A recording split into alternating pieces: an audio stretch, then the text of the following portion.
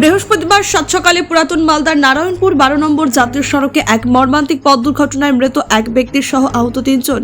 জানা গেছে একটি পাথর বোঝাই বড় লরি সকাল 6:30 নাগাদ নারায়ণপুরের চাকি মোড়ের কাছে 12 নম্বর জাতীয় সড়কে প্রথমে একটি জেসিপিকে গাড়িকে ধাক্কা মারে এবং জেসিপিটি পাল্টিয়ে জাতীয় সড়কের ধারে উল্টে যায়। ফলে জেসিপির চালক এবং খালাসি দুজনেই গুরুতর আহত হয় এবং আহতরা সম্পর্কে নিজের কাকা ভাস্তা। জেসিপিকে ধাক্কা মেরে ঘাতক লরিটি নিয়ন্ত্রণ হারিয়ে কিছু দূরে গিয়ে একটি গাড়ির শোরুমে ঢুকে পড়ে এবং ওই শোরুমের নৈশ একজন প্রহরীর গাড়ির ধাক্কায় মৃত্যু হয়।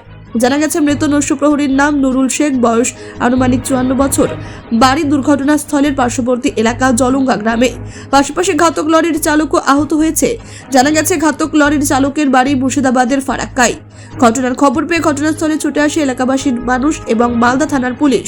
তবে এলাকাবাসীর দাবি, জাতীয় সড়ককে ডবল লেন হওয়ার ফলে লরিগুলো খুবই বেপরোয়াভাবে চলাচল করে এবং গাড়ির প্রচণ্ড গতিবেগ থাকে, তার জন্য এসব দুর্ঘটনা ঘটছে এবং অকালে মানুষের প্রাণ যাচ্ছে। এলাকাবাসীর দাবি, প্রশাসন যেন জাতীয় সড়কে এই লরিগুলো বা বড় গাড়ির গতি নিয়ন্ত্রণের আনে এবং তার জন্য গতি নিয়ন্ত্রণ মেশিন বসানো হোক জাতীয় সড়কে।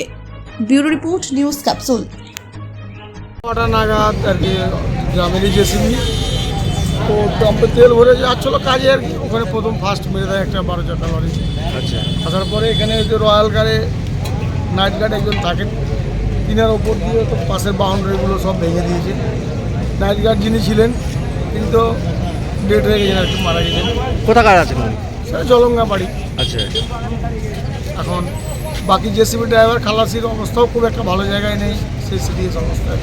কোথায় আছে? হাসপাতালে ভর্তি? Hospital Malda medical college. তো এই লরিতে কি আছে? লরিতে পাথর লোডে। পুলিশ এসছে ঘটনাস্থলে? হ্যাঁ, এলাকাবাসী হিসাবে এখন যে সময় ঘটনাটা ঘটে সে সময় তো লোকজনের সংখ্যা খুব কম ছিল, এবং কী অবস্থায় ছিল, তবে লরির যে স্পিড ছিল, তবে স্পিডগুলো খুব গতিবিধি অনেক বেশি ছিল। কবে এসছে গাড়িটা? হ্যাঁ, বেপরোয়াভাবে আসে এবং জনগণের দাবি এবং আমাদের ব্যক্তিগত দাবি, লরির যাতে স্পিড মেশিনগুলো কেন বসানো হয় সরকারিভাবে, সেটা জনগণের দাবি। স্পিড মেনটেন্স করেই যদি গাড়িগুলো চলাচল করে তাতে মনে হয় অনেকটাই মানুষ সুরক্ষায় থাকবে। আপনার নাম? মোহাম্মদ শামসুল।